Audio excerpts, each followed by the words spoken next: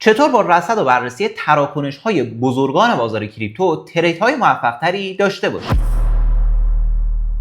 سلام به همراهان دوست داشتنی، وقت همگی بخیر. من امید فدوی هستم و تو این ویدیو قرار هستش که یه دیتای مخفی رو بهتون آموزش بدم که با استفاده از اون بتونین تراکنش‌ها و معاملاتی که اکثر بزرگان بازار دارن اونها رو توی صرافی‌ها انجام میدن و رصد و بررسی کنید.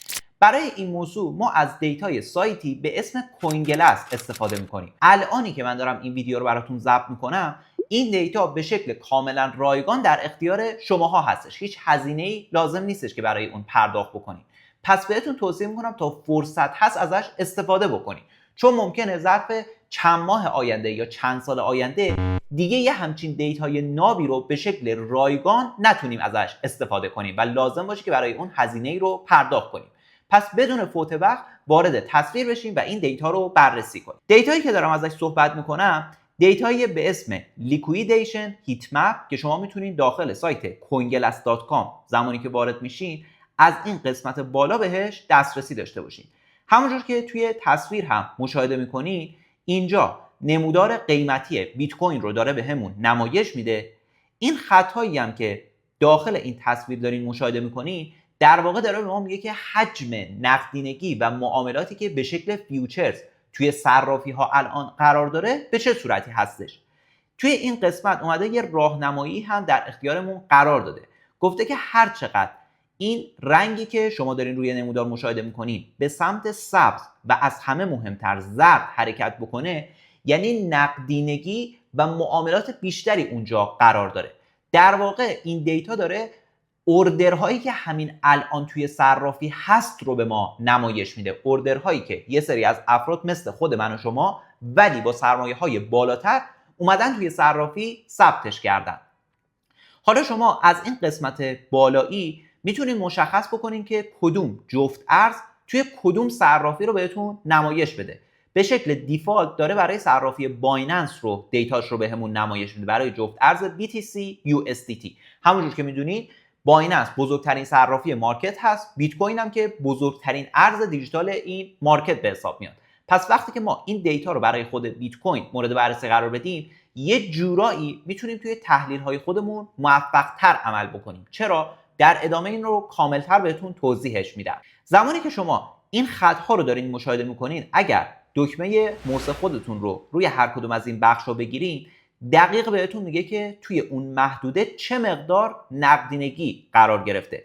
مثلا اینجا این خط زرد رنگی که دارین مشاهده میکنین داره به من میگه که 108 میلیون دلار اینجا نقدینگی روی تقریبا قیمت 104800 دلار وجود داره.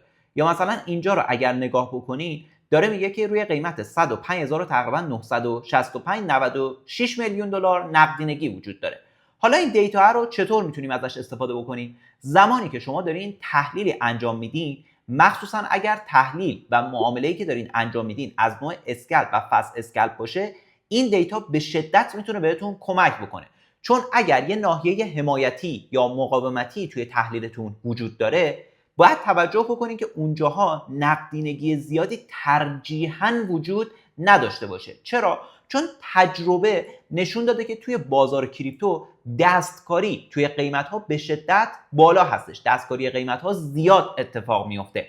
از اونجایی که ما داریم بحث معاملات فیوچرز رو بررسی می‌کنیم، صرافی‌ها به نفعشون هستش که توی شرایط هیجانی مارکت کاری بکنن که این محدوده‌های نقدینگی فعال بشه. یعنی چی؟ یعنی زمانی که قیمت رو به پایین داره حرکت میکنه، به یک باره با یه خبر فاندامنتالی یک باره بیادش به سمت بالا حرکت معکوسی رو داشته باشه، اینجا هانت نقدینگی در اصطلاح بکنه و بعد بیاد دوباره ریزش خودش رو انجام بده.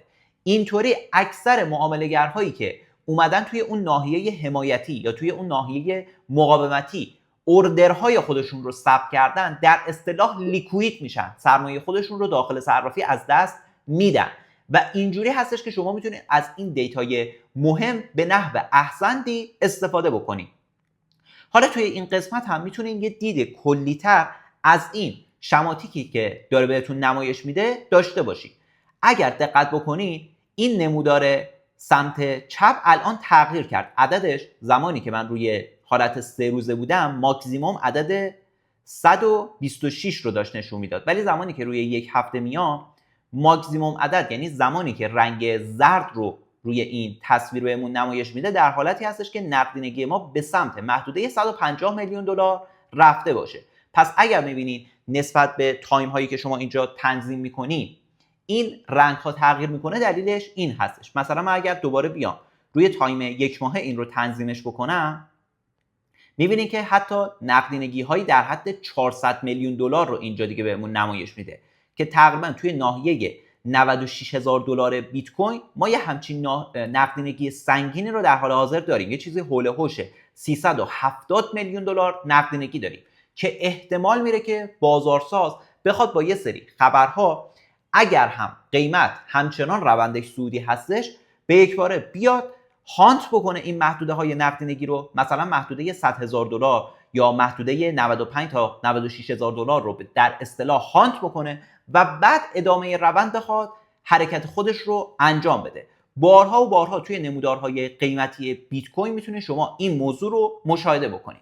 حالا اگر این دیتا رو در کنار دو تا دیتای دیگه بذارین، یه مقدار دید بهتری هم میتونه در اختیارتون قرار بده.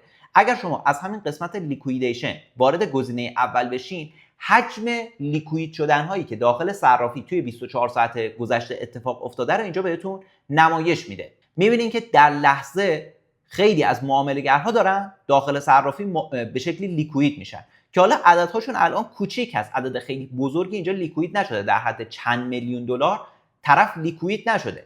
ولی زمانی که بخواد بازارساز هانت نقدینگی ها رو انجام بده، چه به سمت بالا چه به سمت پایین، میبینید که اینجا اوردرهای سنگینی در حد چند ده میلیون و چند صد میلیون دلار داره لیکوید میشه. عدد لیکویدیشن 24 ساعته هم میبینید که الان حول و حوش 370 میلیون دلار هست که عددش به نسبت تایم های پیک مارکت که در حد 1 میلیارد دلار یا حتی بالاتر هست، عدد به نسبت کوچیکی هستش. حالا یه دیتای مهم دیگه هم اینجا هست که باز دید خوبی رو در اختیارتون قرار میده. اگر وارد قسمت مارکت بشین، اینجا گزینه‌ای رو جدیداً اضافه کرده به اسم هایپر لیکوید وال ترکر که اگر شما وارد این قسمت بشین میتونید توی صرافی غیر متمرکز هایپر لیکوید تراکنش هایی که نهنگ ها گذاشتن رو هم مشاهده بکنید. با استفاده از این دیتا هم میتونید این دید مهم رو بگیرید که افرادی که سرمایه های سنگین دارن، در حد چند ده میلیون دلار یا چند صد میلیون دلار سرمایه دارن، الان دارن اوردرهای خودشون رو روی چه اعدادی میکارن، چون که اکثرا این افراد به یه سری از دیتاهای مخفی هم دسترسی دارن. مثلا همین دیتای لیکویدیشن هیت مپی که قبلا بهتون گفتم، مسلما این افراد به اون دسترسی دارن و دیتای پریمیوم خیلی از سایت های بزرگ مثل کریپتو کوانت رو هم میرن خریداری میکنن. به خاطر همین دیتای اونها به نسبت من و شما بیشتر هست. پس خوبه که یه نیم نگاهی هم به این دیتاها داشته باشیم و ببینیم که این افراد الان دارن اوردرهاشون رو به چه سمت و سویی ثبت میکنن، بیشتر دارن معاملات لانگ میگیرن یا دارن معاملات شورت میگیرن.